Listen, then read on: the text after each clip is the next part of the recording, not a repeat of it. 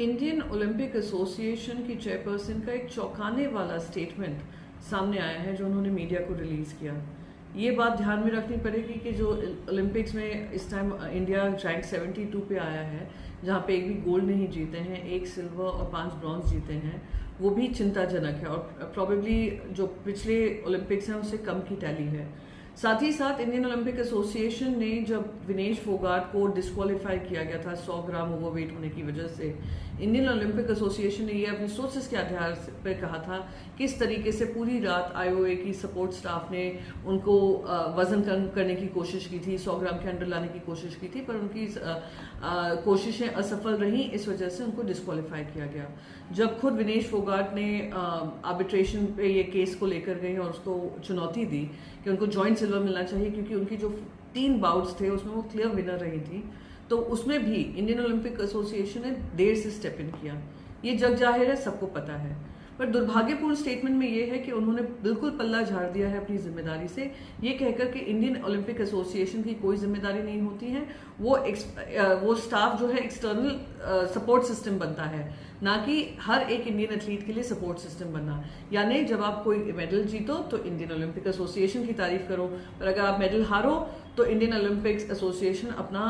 पल्ला झाड़ देती हैं। और अगर ओलंपिक्स में कोई कंट्रोवर्सी हो गई तो आपको they throw you under the bus. यही सामने आ रहा है। वो लेटर बताता है किस तरीके से विनेश की पूरी लड़ाई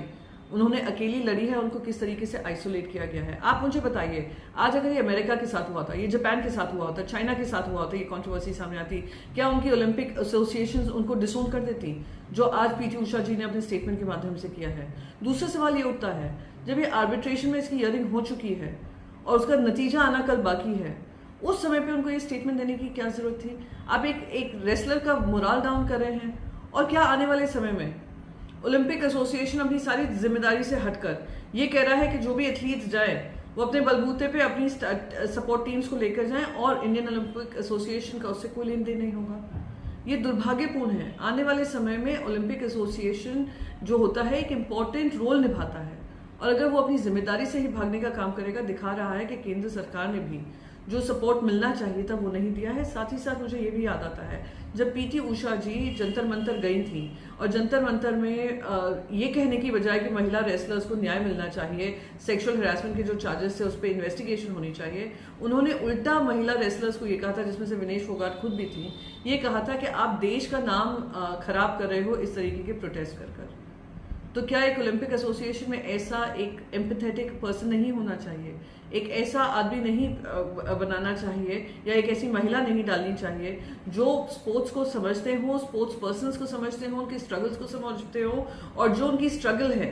और जो सपोर्ट सिस्टम वो आपसे उम्मीद कर रहे हैं वो उनको मिलता हो? अगर ये नहीं है तो ये जो उनका स्टेटमेंट है बहुत ही निंदनीय है, और मैं उसकी निंदा तो करती हूँ और केंद्र सरकार से पूछती हूँ, क्या वो भी इस स्टेटमेंट को मानते हैं और क्या वो भी इसमें अग्रीमेंट में है? अगर है तो इट इज शेमफुल।